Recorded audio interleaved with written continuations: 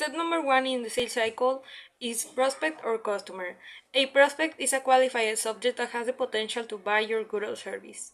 Prospecting is the activity of identifying potential customers to increase sales. To recognize a qualified prospect, it is important to identify if it has the money, authority, and desire to buy.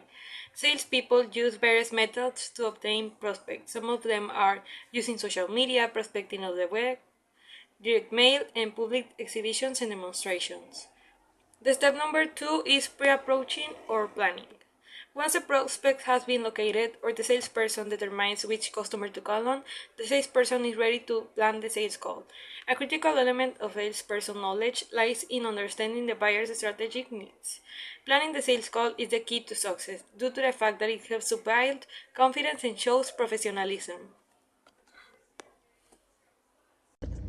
So the approach is one of the most important and critical steps in the sales process because it is the one where we make the first impression and the first contact with the customer.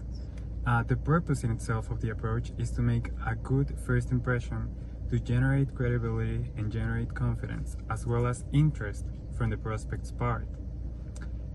There are three types of approaches that we can use. We can either start with a statement, with a demonstration, or with a question. This all depends, of course, on a series of different factors that we are going to talk about later on. But before we choose the type of approach that we have to use or we want to use, we have to know the prospect's company. Presentation.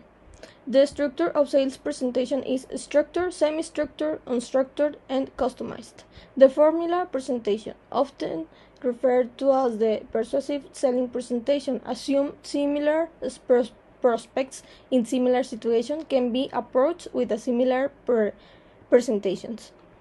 Salesperson generally controls the conversation during the sales talk.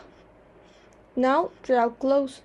An effective trial close refers specifically to what you've just been discussing. It's how do you like our color selection, not how does that sound.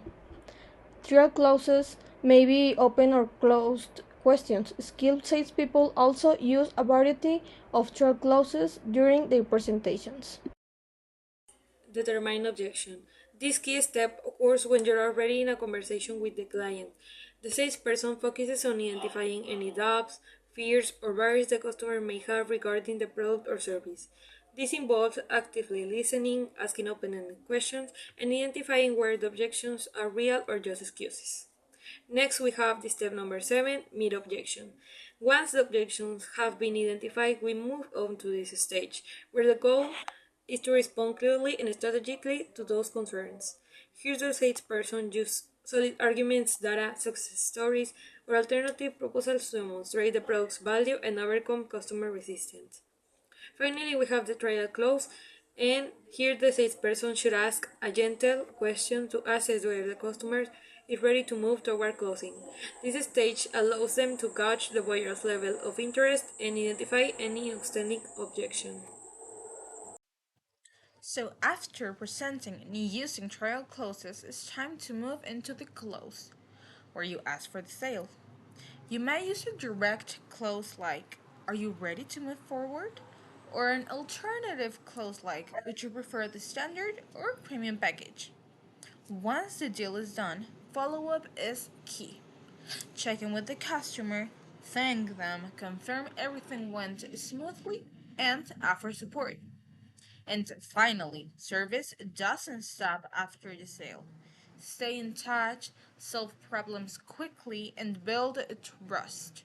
That's how you create loyal, long term clients.